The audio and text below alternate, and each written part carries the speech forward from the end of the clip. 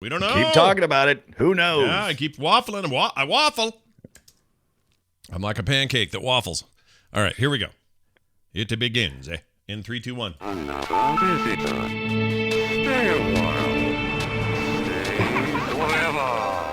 This is The Boop Show, episode 294. It's Monday, July 5th, 2021.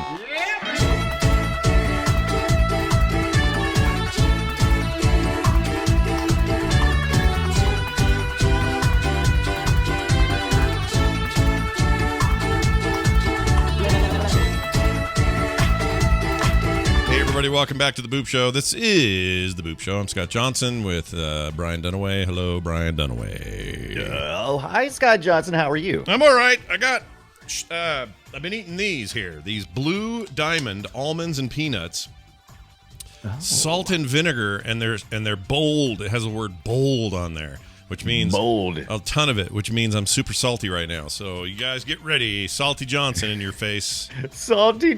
Yeah. Salty Johnson all up in here. That's right. Oh my God. Look out. Hey, I gotta ask you though, yeah. what's the almond to peanut ratio in that thing? Let's see. I'm gonna say more peanuts than almonds. Of course. So probably something like 70-30, I think. I was just hoping beyond hope, maybe just one time Blue Diamond wouldn't rip me off and pretend like it's most half and half, you know? They're here to screw you over. That's their job. Yeah.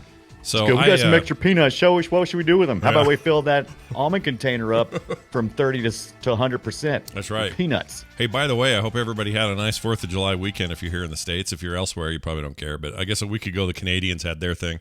And, it's okay. Have a little pride in your country. That's fine. You may not be perfect, but you can, you can go out and have some fun and whatever. Oh, my God. The last, decade or so, it's like you want to have pride in your country, but you don't want to have too much pride. No. Because you don't want to be accused of being a nationalist, right? Yeah. You got Is that to be a bad careful. word? Yeah. Well, I don't know. These days, you never know what's good or bad anymore. All I know is this. We ate poorly and had fun. I was at a family reunion all weekend, and I played a bunch of Mario Golf while I was on the road. That's a good time. And I got to tell you, the funnest time I had with the Mario Golf was playing wirelessly with me and somebody else's Switch. So we were playing across the room from each other. I had a whole bunch of matches and kind of our own little built-in tournament, and it was a blast. And if you like playing golf, Mario Golf's a pretty good game of golf. It's not a mind-blowing game overall, but if you're looking to just sit down and play some Mario-ass golf, boy howdy, is that what that is. So it was all right. We also played NBA 2K on Apple Arcade, or 2K1, I guess it is. They have their kind of arcade edition of their sports franchise on there. That really surprised me because hook up a couple controllers of that thing. You're playing like high fidelity freaking basketball game on an iPad or a phone. It looked crazy good. I was really shocked by that. So we played a bunch of that. All that stuff's good. I'm just saying, if you're going to get out of town, do it in style. Play a little sports, little sports games. Yeah, sure. A little sports game. Now, hey, but once you got to family time, you put your devices up, right? Yeah. Oh, yeah. Oh, hell yeah. No, yeah. Well, until somebody got political or whatever, and then I pull them back out. It's like, oh, we're doing that, are we? All right, Mario, who's playing? Let's go. Bing, bing, bing. I'll be, you know what? You political ones, you guys can be Wario. He's kind of a dick. You can be him. He's kind of a dick. I'm going to let you be Mario. Yep. You can be Waluigi. He's a dick. And, it's all fun in the hood. It's all fun in the Mushroom Kingdom until somebody gets their eye popped out. Anyway, it's all good, all fun, and everything else. I noticed you have a note here about cleaning out your key mailer list, your list of devs that have sent you keys. And I kind of have the same problem. I got stuff stacking up, man. Yeah.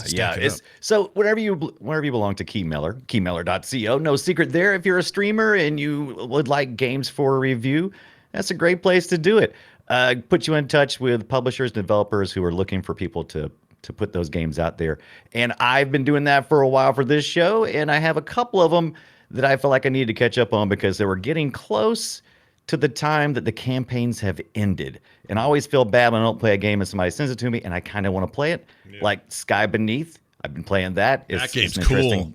That game's cool. It is cool. Yeah. Mech Armada, also a pretty cool game. Got some. It's still early development. Some VO stuff that kind of annoys me, but the gameplay is kind of fun. Yeah. And then Ranch Simulator. I say I'm going to play this all the time. Yeah.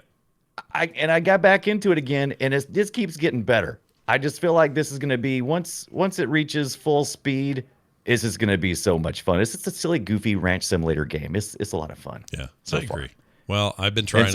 I have that game as well, and it's a little rough in those early patch days, but probably should check back in, see how things are going. Right, but none of those things are ready for review yet for me. This I just played a little bit of gameplay, threw it on my YouTube channel. That way, I at least get a hashtag on those games, so they at least know I'm looking at them and not just totally ignoring them. Right. You're doing the right thing, Brian. It's good. You're living by a code of ethics. I'm doing the best I can. Yeah, you're doing the best you can. That's all you can ask. All right. Well, now let's us do the best we can with this. Time to talk about some indie and retro news coming up here on the show. We'd like to do this each week, and if you have your own stories you'd like to share, head on over to boopshow.reddit.com and submit your own. Good news, everybody. Doki Doki Literature Club Plus is coming, and it's coming fast. Now, I've been told this isn't what people think it is. Right. People think this is a relationship, romance, freaking anime-ass game. And it is on the surface, but apparently there's something real wacko but just below the surface. And you're supposed to play it thinking you're getting one thing, and then you get something totally different. And I haven't played it, but John Jagger, among others, have told me many times, hey, Scott, you really should play Doki Doki Literature Club because it is the weirdest. It goes to the weirdest places you've ever seen in a video game. And I don't know what that means, but I'm curious. Yeah, it's supposed to be like a psychological horror game. There was, I think, Doki Doki Literature Club, when it was originally released, it was free, but this is the plus version, and it carries a cost with it of $15 or something. And you're right, it looks like one of those relationship simulator things, and I was just like, I don't know. But it came out on June the 30th. So it just came out last week. Yeah. Right after we did the Boop Show. That's right. It's getting overwhelmingly positive reviews, and even when I watch the trailer, I can't seem to get it. Yeah. I just don't seem.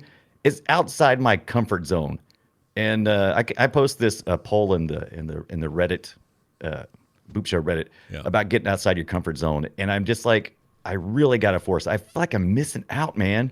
I mean, this looks like. I mean, look how many these people are so excited about this game. Yeah, no, it has its fans, but I think again, you got to remember that the key here is that it's not what it appears to be. So in other words, it'd be like playing.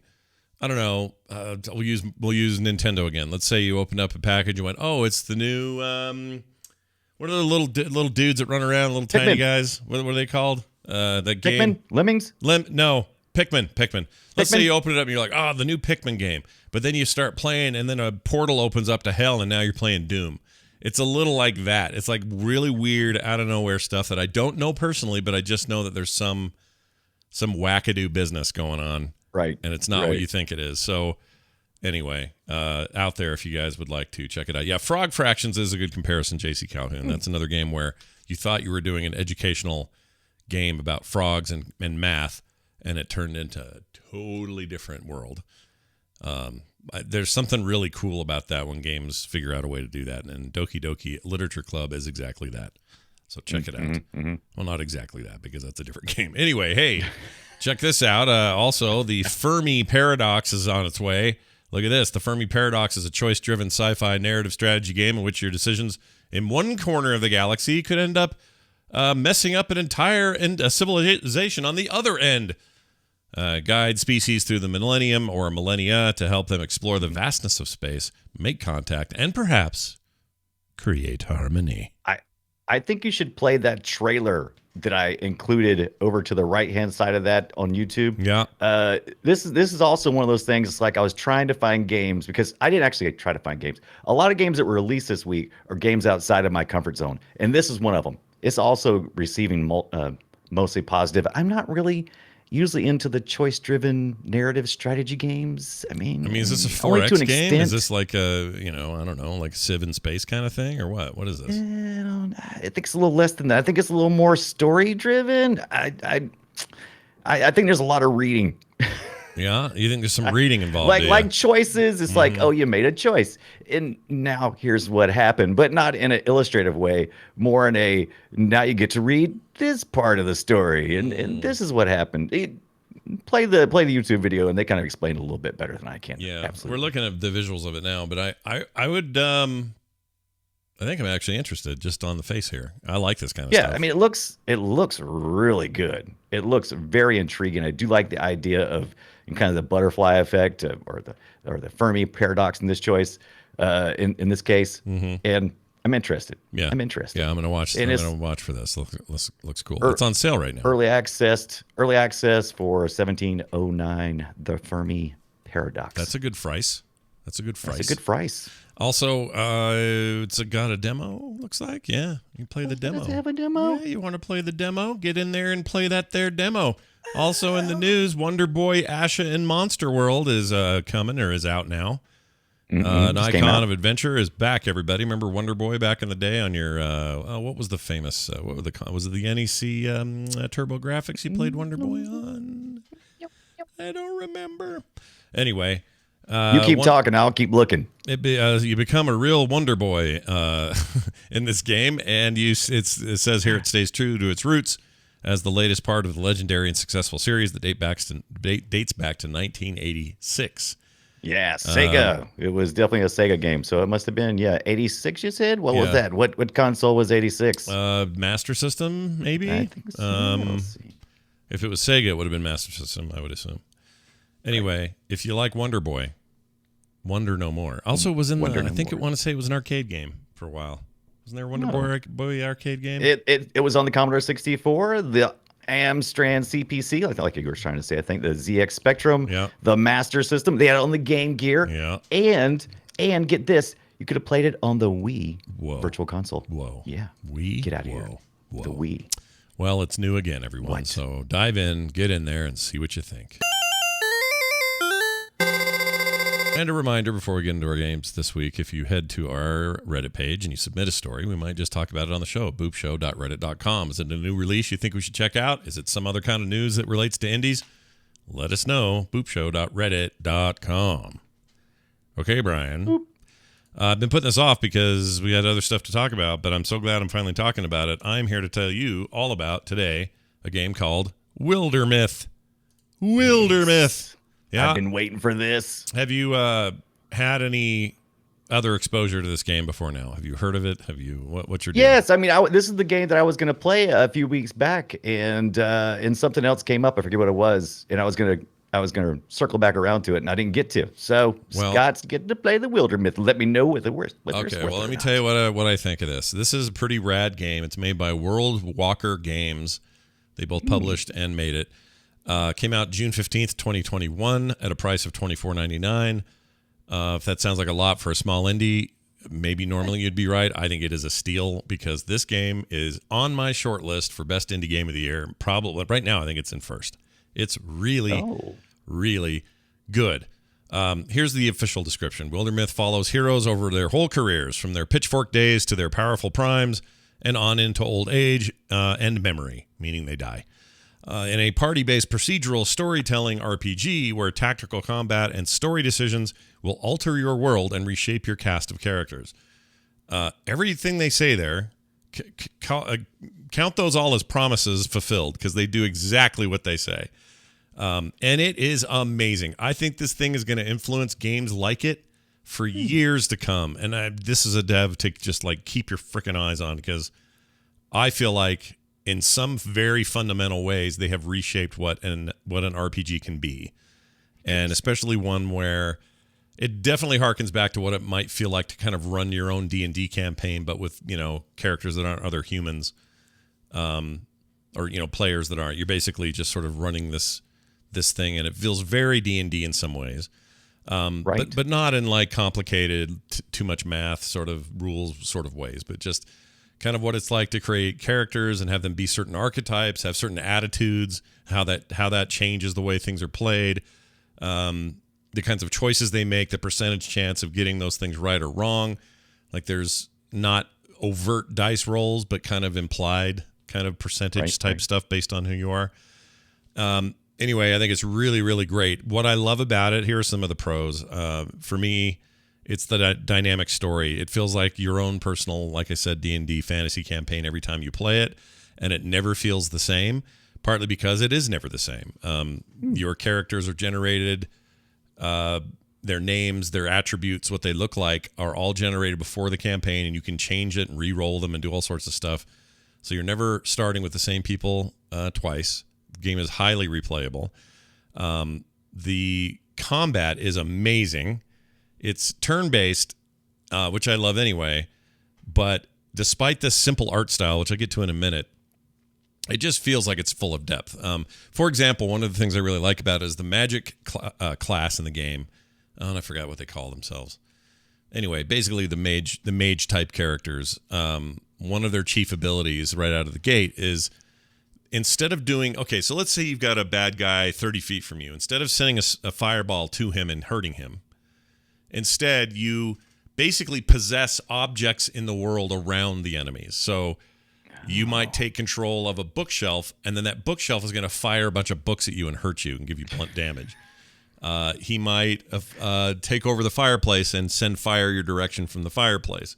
So like, there's this environmental stuff going on. Now, do you get like Beast Vision, where you become the object and you see from that point of view, and then no, fire? None of that. It's just a top-down kind of, almost like a tabletop-looking thing. So I should explain this art style for those who aren't watching it.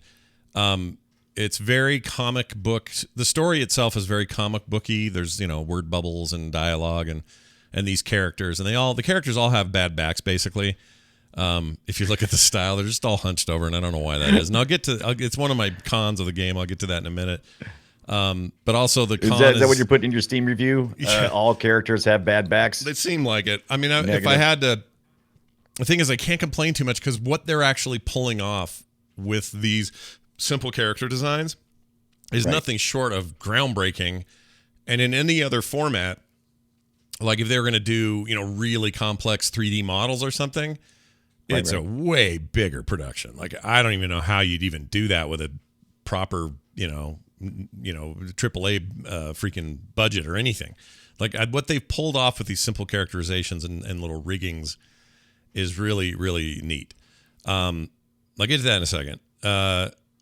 That stuff just feels really dynamic despite that simple art style. So I really like the combat. The combat, by the way, looks like papercraft, like everything around you, objects, walls, furniture, whatever. It's like paper cutouts.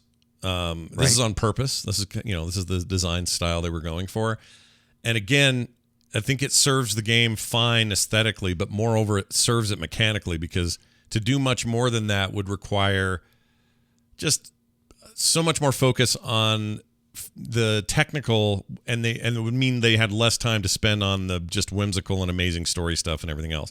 So I have no problem with it from that perspective. But when you first see it, it leaves this impression of like, oh, I don't know. It's kind of, I don't know, paper, like little paper people. Do I really want paper people? The number one complaint I'm seeing from people is that they just can't deal with paper people. Yeah, I don't know why that's a problem people for presentation that's causing problems. Yeah, I don't know why people have such a problem with it. I don't have that big of a problem with it. But you can see this, by the way, this mage girl's doing exactly what I was telling you, like controlling the bookshelf and having to attack the boar and everything. Yeah. Then they get experience, and you go level up. There's loot, and when you get the loot, you decide who gets it. You can rename the loot. So instead of the Tree of Life, Staff of Beelzebub or whatever, you can go penis stick or whatever you want to do. You call it whatever you want. It's a lot like, now the closest comparison I would have to this in terms of how it feels to me, is Divinity 2 Original Sin, or Divinity Original Sin 2. Big sprawling RPG. It's the same guys that are working on the new Baldur's Gate 3 game. In terms of like combat and just like structure, it's very similar to that kind of game, but where it really excels is in a way that even those games don't. Those games have kind of linear stories, and you can behave and do things within those stories to change them and end up in places you wouldn't expect. So it's not like it's not dynamic. It certainly is. But this game does things dynamically with the story that blow your mind. It makes you feel like you're playing in a world that is going to change a billion different ways every time you play it. It never feels like it's pre-written, pre-done, pre-whatever, which is kind of crazy because these little cartoon comic characters are all laid out in comic style in a way that looks like it was all drawn together, but they're not. These are dynamically assembling themselves. The dialogue is being dynamically created, and it's all based on your actions in the world and what you're doing and where you want to go next. The feeling of real progression and therefore like loss when a character dies or ages out or quits or you accidentally lose them or whatever it is from your team, it's way more meaningful. You actually get attached to these people, which is the strangest feeling because, again, they're just little paper dudes. Right, those little paper people. Yeah. But that feeling of loss and gain is really, really cool. I think the UI is really awesome. Like the actual user interface stuff is very well done. If I had any cons, it would be I'm still not totally in love with the comic style or the papercraft stuff. But again, it's less of a problem once you see how strong the systems are, because then you realize, oh, well, you want to go simple here because anything more complex would take away from why this game's amazing. So I kind of have a problem with it and don't at the same time, if it makes any sense. I had a bigger problem with it as a first impression than I do now that I've seen how deep this game is. It's currently got overwhelmingly positive new and current reviews, so their entire review system is like off the charts positive. I've yet to read any negative reviews. I'm sure they exist, but they're killing it on Steam. People love this thing, and rightly so. Some of the music gets under my skin. I'll actually play a bit of this so you can hear it, because there's not much else audio to play. There's no voices except for grunts and yells and stuff. So here's some of that. Check it out.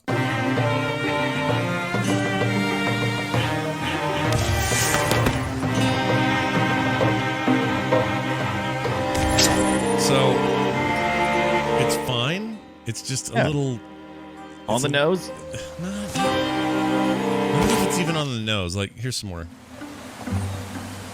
Some storytelling. It's maybe just too baroque, if you know what I'm saying. Right. Not broke, but like, it's like, oh, hey, you know how there's a time era where this music was a thing? Guess what? That's all we're going to do. And it's fine. It's like, again, very nitpicky and small. Right. I mean, does it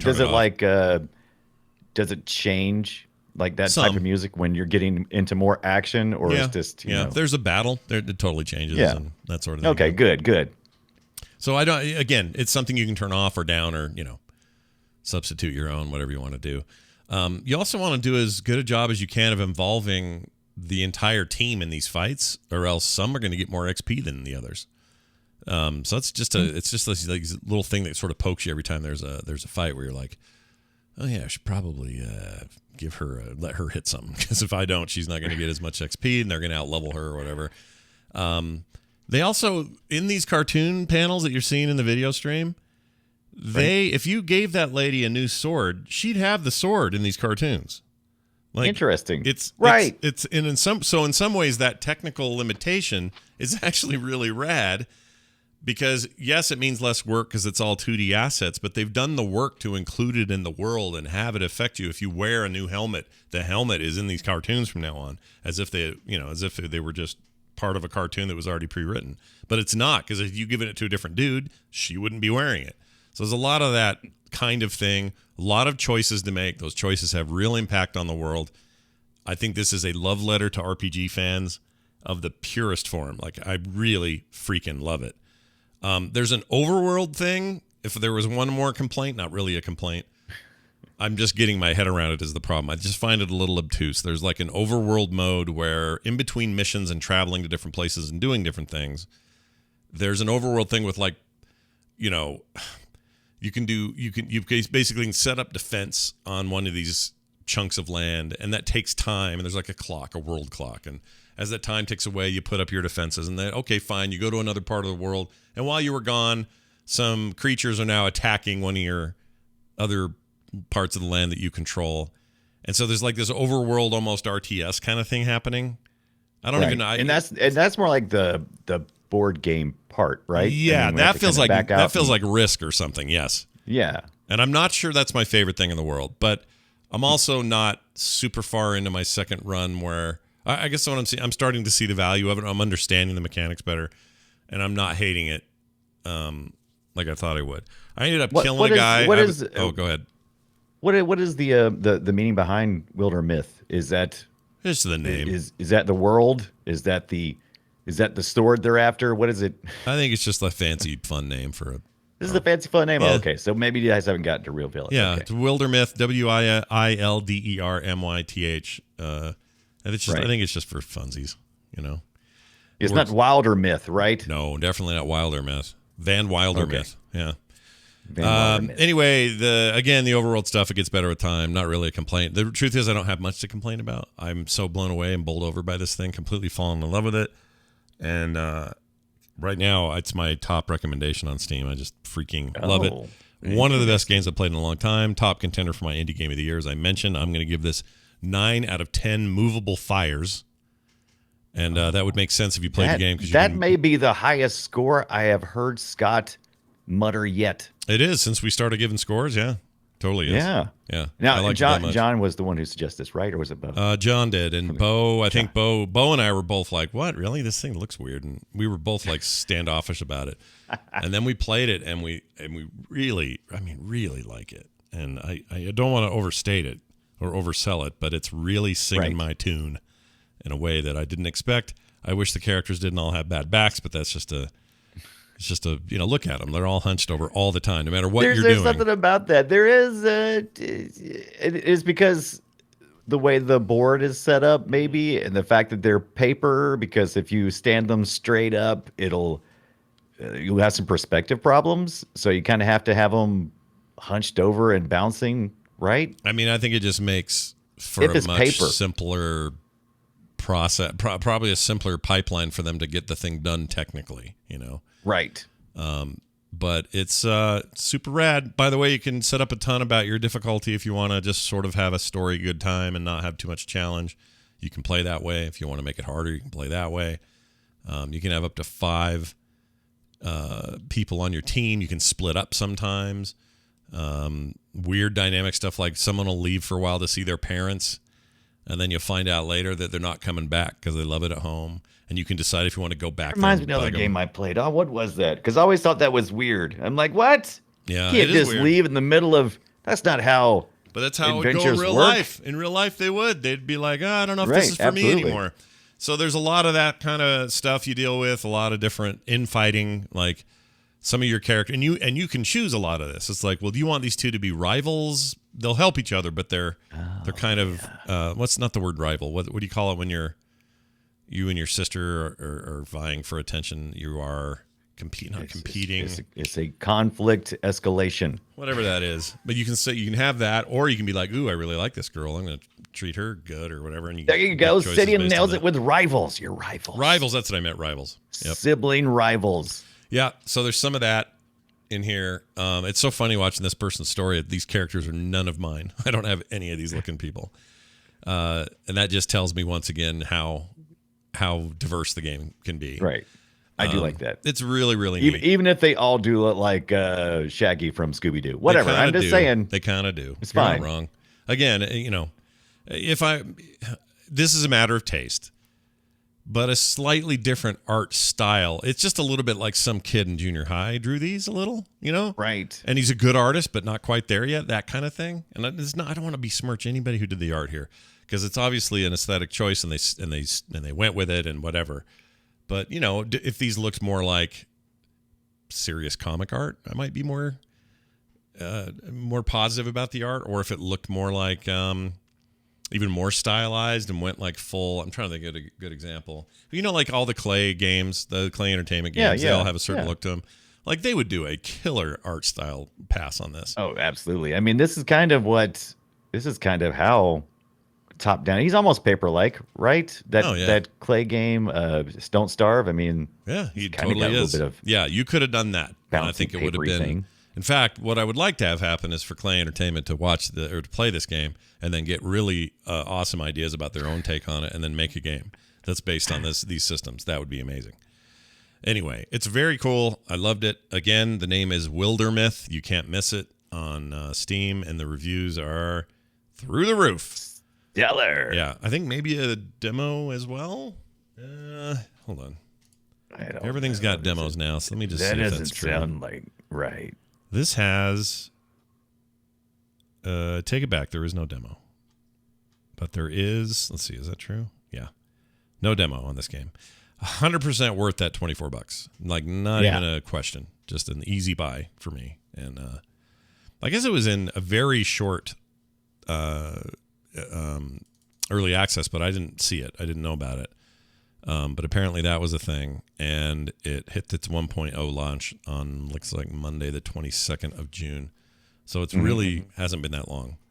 Oh, and you could have gotten the beta. Yes. Okay, so I see what happened. So it looks like it might have started on itch.io and then eventually found itself on a Steam store. Mm-hmm.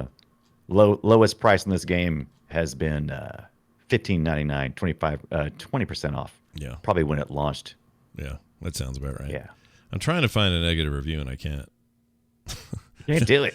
They just aren't in here. It's that good. Anyway, I'll stop blabbing about it now and recommend it one final time. Wildermyth, go get it. You will not be regret. If any of these things I mentioned sounds interesting and you like this kind of stuff at all, freaking run, don't walk. All right, Brian, tell me all about Hellpoint. Hellpoint! Yep. Well, Hellpoint's an intense action RPG taking place on a derelict space station with some dark sci-fi atmosphere. This was developed by Cradle Game and published by Tiny Build. I received a Steam game code from the publisher through Keymailer that we talked about earlier. Thanks, guys. I've been sitting on this one for a little while. It came out in I think around July 2020 last year, but it's still pretty fresh. I don't think everybody knows about it, and it's all on Steam right now for about $19.99. Yeah. That's usually the pretty good sell on that one. $32 normally. Do you like Souls-likes in space, Scott? I don't like Souls-likes, and it doesn't matter if they're in space, if that makes you I hope you don't mind exploring a massive space station occupied with otherworldly demonic creatures bent on your destruction. How about that? And then dying. Sure. And losing all of your progress points. They call those Axions. They're not souls. And there's because some, if you do mind that. There's some portals, right? I see some portals in this game. Some kind of There's some portals. business. So those portals are kind of like rips in the space. The space station that you're on, this derelict space station where something bad has happened, is around a black hole. I don't know if it's actually going around it or not, but there's a black hole involved, and there's these space tears. Anyway, those space tears have a name. I can't recall what they are, but you go up to them, and that's where you use your little soul shard, your little souls. Yeah. But they're called Axions, right? Yeah. So you kill a creature, you get experience points, and they come in the form of Axion. If you die, you lose everything. You lose all of them. We don't lose your armor. You don't lose any of your equipment. Yeah, but it's very Souls-like. You lose shit. Souls-like. Yeah, you get punished for losing. You don't want to lose. You get punished for losing, but that's okay because all you got to do is just make your way back to where you last died, pick up your stuff, no problem, easy peasy, except every time you die, a ghost spawns, a ghost of you. Whoa. And he hangs out. He stays there near your equipment. Yeah. And you're not really near equipment, but near your Axion drop. And he's tough as nails. He fights way harder than anybody else. Get your shit back or whatever. That makes sense. Yeah, so he's not always like he'll start exploring. He'll start like going around in different areas. And so you'll show back up and like, where's my shards at?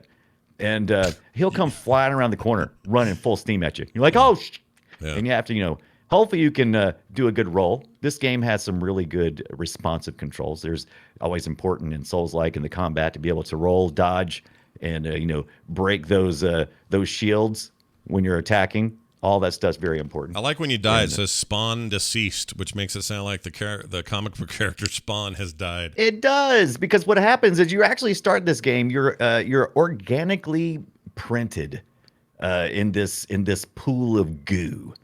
That's how you show up. So you're this bland humanoid. You're basically nothing. You don't have anything, and you have to work your way through and earn by killing these other creatures. They're on the ship and taking their armor and stuff, and you get shields, melee weapons later on. I haven't gotten this far yet. Now this game is about 15 to 20 hours. I've put in about 6 hours so far, and some of that's kind of slow progress because I'm trying to really take in everything and what I'm doing. So I'm probably not even a fourth of the way into the game yet. So this game gets a lot bigger with the story than what I've seen so far. So keep that in mind when I'm reviewing this game today. It's a very early review for the game for me. Full game is out. You can totally go play it. I wish these games were like Souls-likes in general. I wish they would rely less on the fact that your death means running back and killing a bunch of shit you already did, and then kind of the redoing everything. Kind of, and I understand what they're aiming for. It's like, hey, it's like arcade games in the '80s. It was never easy. You had to, work your ass off, and then if you died, well, you had to start over. Like, I understand the appeal. But I wish that was less of that, and the game was still difficult. Like, the fights themselves are about timing and parry at the right moment and dodge at the right moment and learn what your enemies are doing. And maybe death is common or whatever, but don't make me go all the way back and all the way back to the thing. And, the good thing is this does carry some of the better Souls-like DNA, which is where, as you explore, a really important part of Souls-like is making sure you explore everywhere, because what you're doing is you're opening up shortcuts. So you may get to a point where it's like, oh my God, it took me forever to get here. But luckily, I opened that door along the way, and now to get back to my stuff, it's going to be super quick. Yeah. So if you're doing good exploration in Souls-like, and the Souls-like map design is good, which most times in this game it is, because this space station is huge from what I've seen so far. It's been a lot. There's a lot to go. Yeah. And it's beautiful, by the way. This game is gorgeous. I like the look of it. How come that dude doesn't have a shadow, though? It's weirding me out, because everything else in the game the black hole shadow. is sucking it up. Oh, is that I don't know. Okay. I don't know, but right here. Oh, I got the column. I don't know if you saw me had the column there. So that's a big-ass column from the ship that I picked up and I was able to equip. Now, my stats... I'm unlocking a shortcut here, by the way. My stats aren't well enough yet for me to effectively wield this weapon. So, like I said earlier, you get your Axions, and you can upgrade, you level up, and you can choose it with your stats. You can apply it to your strength or health. Got to have a certain level of strength to be able to wield that weapon effectively. Now, you can get a penalty for it, and I can walk up and hit some people and do a crappy job of it, just like me and you had like a column. Not going to do very well. Right. Yeah. You know what I'm saying? Yeah. No, but, I feel you. Yeah. So Hellpoint is the name of the game. And it visually, this nailed it for me. Did you see me just go up that ladder? Oh, that was really cool. Like zipper ladder. I like the overall look and vibe of this. It's got a nice, it reminds me of exploring. Your used to play Quake. Your dude freaks out when his body hits the ground and loses its mind. He does that sometimes. Now, I don't know what part is glitching and what is not, because I played this on the PC, but I also have it on the Xbox. Yeah. I'm going to try it on the Xbox as well. There was times where I would be shaking, just like my character would be like, I was like, what's going on, man? Yeah. What's going on, Spawn? Yeah. Chill out, buddy. Yeah. Don't freak out, man. Is it because I'm near the black hole? I don't know. But this game, Hellpoint, is gorgeous. I love it. I love the atmosphere. I love the sci-fi stuff. I wish it had more music. It's got some music, but it really needs to be more. I know it's space, but I need like some industrial equipment or some really big space hum as I get near places. Well, let's play some audio. Let's see what this sounds like here. Yeah, it's kind of muted. All right, let's see what we got. No, actually, this might be a boss fight, so there might be a lot of action. Never felt like this world is upside down. We serve a different system. I love that kind of stuff, dude. Yeah. This vibe is totally my jam. Do as thou wilt. This is good. I like that a lot. All right, here's actually some gameplay here. Let's play that. This is me fighting a boss, I believe. This is you boss fighting.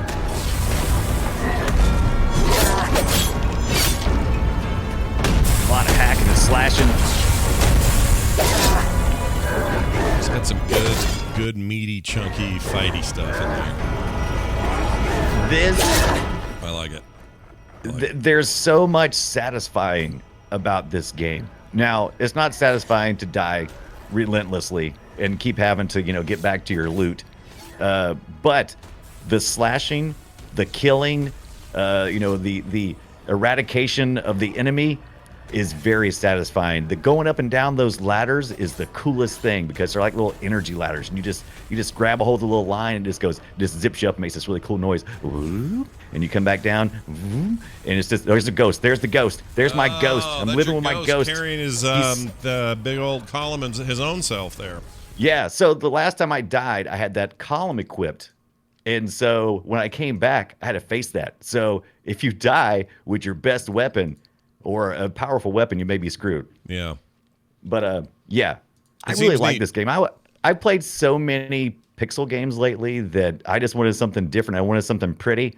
And I was looking through stuff and I'm like, man, this game just looks pretty. And I was right all the way through. It's just totally engaging. And it reminds me of single player Quake back in the day. It just reminds me of that, but not grimy, industrial, weird, alien-looking shit. It's cool. Yeah. You're like in some kind of hellscape. And what's going on is during one mechanic that I didn't even talk about is there's a time mechanic going on, but you're orbiting this black hole, and when it gets to certain areas around the black hole, there's a timer or not a timer, but there's a little icon showing you that when it aligns, and when you get in a certain area adjacent to that black hole, it spawns certain characters, like certain bosses or bad guys. They just all of a sudden show up, and so you have to kind of like be on your toes for that kind of stuff. Also, it can reveal secret rooms and stuff that you only see during those times. It's a neat little mechanic. I really haven't explored it too much because usually I'm just trying to progress through, beat the boss, go to the next thing. And almost all the creatures in this game, you feel so tiny. Your little guy is so tiny against everything. Yeah, and your ghost is a dick. Yeah, the ghost is like just an absolute dick. Yeah, he sucks, dude. Because like I said, it is so hilarious because I'll forget every time. Every time I'll die, and I'm like, oh crap, I died. I got to get back to my crap. Yeah. And so I'll take off and I'll start running that way, and I'll totally forget that the ghost guy is going to be there. Yeah. And I'll come running into the room, busting in the room, going, I got this, no problem. Yeah. And so I'll run halfway across, and all of a sudden he'll just pop up out of another room, just come running straight at you, and you're like, shit. Yeah, he's a little bit green. He moves in ways I haven't seen you move yet. Yeah, he moves. That's because I don't know if his stats upgrade compared to yours, but yeah, he seems to be making a lot better use of his skills than me. Yeah. But yeah. Hellpoint. It's on neat. Steam. I think it's what's that now? I said it seems neat. Seems like a game to play. I might check it out. 15 to 20 hours. Normally is like a $34.99. I don't know if the end game, because I haven't gotten there yet. I don't know if the end game will satisfy enough at that price point, but currently it is $19.94 on Steam until the 8th, July the 8th. At that price point, I think you're going to have a lot of fun. If you like Souls-like, I'm going to give this one 7 out of $10 at $20. And then, yeah. So it's going to get, at $20, you get 7 out of 10 game. At $34, maybe a 6 out of 10. Yeah. That's fair. A little sliding scale, sure. Yeah, a little sliding scale there. Mm-hmm. But I've enjoyed what I've played so far. I'm going to go back. I'm going to go back 6 hours in. I'm hoping to put in the whole 20 hours, learn more about the story. The story is revealing very slowly. And like I said, once again, when you do things for review, you play things a little slower. You try not to rush through it. That's the truth. I do my best not to. Well done. Some days you want to, but Yeah. Now the rest of you, for who weren't listening, that's Hellpoint, and my game. Hellpoint. My game is called Wildermyth. Okay, now you've been told 50 million times, and you don't have to ask anymore. And I didn't even mention the game has local co-op, online co-op, some PvE. Some peeve. Some Good. PvEs. Oh yeah, all kinds of ways to play. Play it the way if you want. If you get stuck somewhere, you can invite a friend in. But I've heard people bitch because they're like, "Oh, if I get invited in to help somebody, I don't get any of the perks. I don't even get into the storyline." Right. It's iffy. I don't usually play the multiplayer part until I completed my single player homework. So All right. I'm not even looking at that yet. Fair enough. Now this. It's a me Mario. Time to play Guess Our Game. That's right. We have games that are old, and we like to bring them up, play audio from them, and see if the other guy can figure it out. And this week is no different. I'm going to start with mine, Brian. This is from the year 2009. That's all the hint you get. All right? Oh. Enjoy. Oh, whoops, it didn't play. Here we go.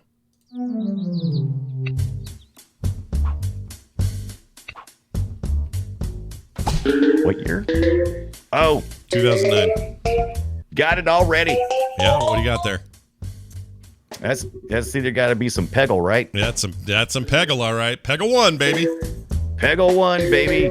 You played that in the World of Warcraft waiting room. Yeah, they used to have a mod for Warcraft. When you fly, you could play Peggle. They got rid of that pretty quick. They also had, God, I played so much Peggle. Yeah, Peggle was great. Peggle was a hell of a thing. There's some games, a recent game called, I always forget the name of that thing. Anyway, it's like a little RPG spin where you send like a thief into the Peggle, kind of a Peggle world, and you try to smash treasure chests and stuff like that. And I forgot the name of the damn thing. I thought I talked about it on the show. Did I not? You may have. Now, Peggle's the EA jam, right? So you can get it as part of that. I don't know. That's a good question. I think Zuma and Peggle both ended up at EA, and I think it's part of their I know they bought PopCap, who made Peggle, but I didn't know if the old Peggle game was. God, I love PopCap, man. PopCap and me were best buddies for a while. Yeah, for a while there. Tally reminds us in the chat, FEA is what she says. All right, let's move on to you stumping me. Any hint here? The year was 1999. We were all worried about 2K. Y2K, yep. Y2K, baby. All right, I'm going to play it. Here we go. See if I can figure it out. Tracking order, mothership initiated. Oh, I already know Ready it. for orders. I already know it. This is Homeworld. Yeah, that was funny, man. That was two of the fastest ones we've ever done. I played Homeworld so much.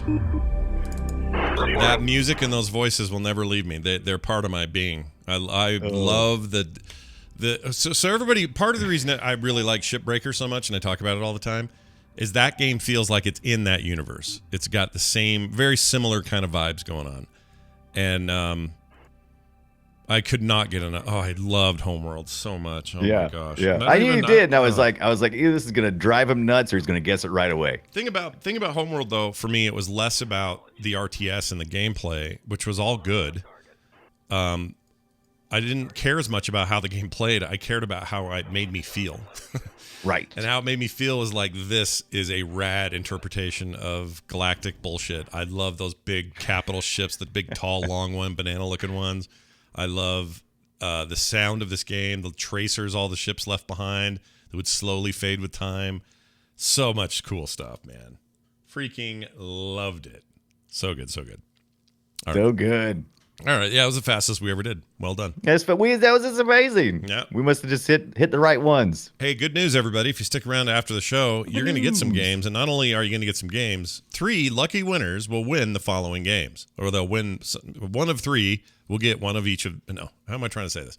You might win one of these games at the end of the show today. Okay, so stick around for it, because someone might win Control on Steam, a fantastic game. That's a great game. Yeah, that's a big game. Newish, big game. Yeah, big AAA game. If you want Control, you can get it here. Hellpoint, the game Brian's playing. You can get Hellpoint. Yeah. And Graveyard Keeper. These are all games that are near and dear to our hearts. Yeah. So I love all 3 of those games. Yep. 3 lucky winners at the end of the show today. So stick around if you're live. And if you're at home going, oh, man, I'm not live for this. Hey, oh, man. I'm just saying, maybe next time show up. All right? All right. That's it for that. Now, what do we got here? How about this email here? Oh, yeah, I got an email. This is from a listener who sent this email into boopshow@gmail.com. Their name is Scott also. And he says this: hello, Scott and Brian. I'm a new listener, and I started playing Loop Hero on Scott's recommendation. Yes. Very fun game. At one of my many treasure battles, I noticed that I was losing health. That's when I yelled, a mimic. This made me think of all the mimics I've run into in my adventuring and gaming. What are some of your favorite mimics? I love the trolling that From Software does with their mimic in Dark Souls. Love the show, though, of course. Thank you, Scott. All right, well, dude, I can tell you they all piss me off. There's not a mimic that doesn't make me mad. Everything from tabletop D&D style mimic to just some game where the treasure chest suddenly starts running after me. Hate them all. Right. Hate them all. Hate them all. So, Brian, do you have a favorite? Because I hate them. I'm kind of the same way. Maybe I'll say maybe something like Prop Hunt, where the people become the mimic. Maybe. Does that kind of make sense? Yeah. You know what? That's okay. That's not bad. Yeah, I mean, that's kind of always interesting because that's fun. That's fun to me for some reason. But I'm with you. The other way is kind of like, son of a, you're kidding me? Torchlight and Torchlight 2 had a ton of mimics. I remember just being pissed every time one happened because I'd be like, ooh, a treasure chest. No, just another angry little shit mimic. Yeah, just Yeah, hate those freaking things. But I love the thinking there, dude. They're always they are humorous. It does reveal something about myself when I encounter a mimic. So I do in some ways find it humorous. Yeah, they're kind of fun to draw. I'll say that. Right. I enjoy drawing them. I don't like running into them though. No. It's kind of like it's almost like random encounters when you're playing like, Pokemon or something. It's just not now. Yeah, not now, please. I didn't. Not now. I came in here for gold. Yeah, I don't want to get chased by you. Forget it. Right. Anyway, if you guys have your own mimics at home that you hate or love or have another question entirely, you can send it to boopshow@gmail.com, as well as leave messages and posts and things over at our Reddit page, boopshow.reddit.com. I think that's it. Now, before any of y'all leave, remember, here in a minute, we're going to give away these games. 3 games, brand new games, available to you on your Steam profiles. A code will be sent to you. Simple stuff. Just hang around till right after the music, and we'll give you your codes, and you guys are going to win, and we'll do a random pull. It's going to be fun. Followers get a 2 times chance of winning, by the way. So if you follow the channel or you have subbed to the channel, you will have a greater chance. Even if you do it right now, you'll have a greater chance when we do this. So watch for that. That's coming up right after all of this. In the meantime, frogpants.com/BOOP is our website. You can always give me and Brian a follow on our Twitch channels. I'm over at Frogpants. Brian's at Brian Dunaway. And the show can be found at Boop Show on Twitter. Find me at Scott Johnson and him at the Brian Dunaway. Brian, speaking of you, is there anything else you'd like to say before we go? Sure. Me and Kit London of the community get together every Thursday nights at 5:30 Eastern Time and play Graveyard Keeper, which we're giving away at the end of this show. Yeah, that sounds great. And that game's pretty cool. Manage your corpses well, everyone, because it's your ass on the line if you don't. That's going to do it for today's programming. We'll be back next time with a brand new show. Until then, everybody within the sound of our voices, have a good one. We'll see you then.